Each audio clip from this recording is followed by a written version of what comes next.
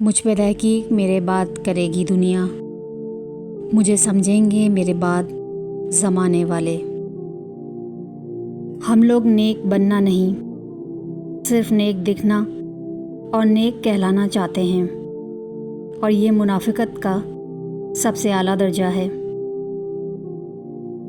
ہر مسلمان پر لازم ہے، فرض ہے کہ وہ قرآن کا مبلغ بنے، چاہے ایک ہی آیت کو اچھی طرح سمجھ کر دوسروں تک پہنچائے۔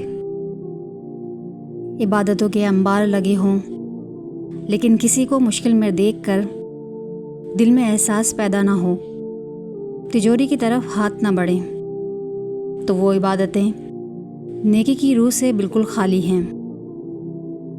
والعصر کا لفظ انسان کو جھنجھوڑ کر غفلت سے بیدار کرتا ہے کہ غافل انسان، تیرا اصل سرمایہ وہ وقت ہے جو تیزی سے گزرا جا رہا ہے، اور تیری اصل پونجی وہ مہلت عمر ہے جو تیزی سے ختم ہو رہی ہے۔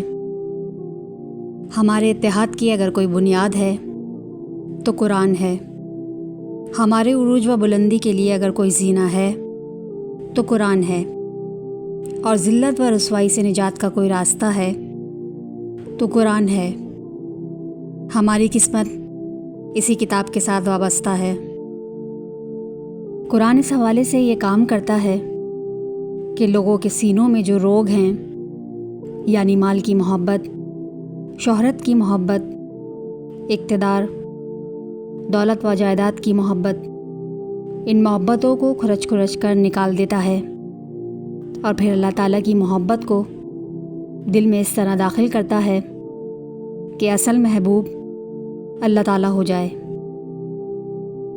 دل اگر سخت ہو چکے ہیں تو ان کو نرم کرنے کے لیے نصیحت قرآن ہے۔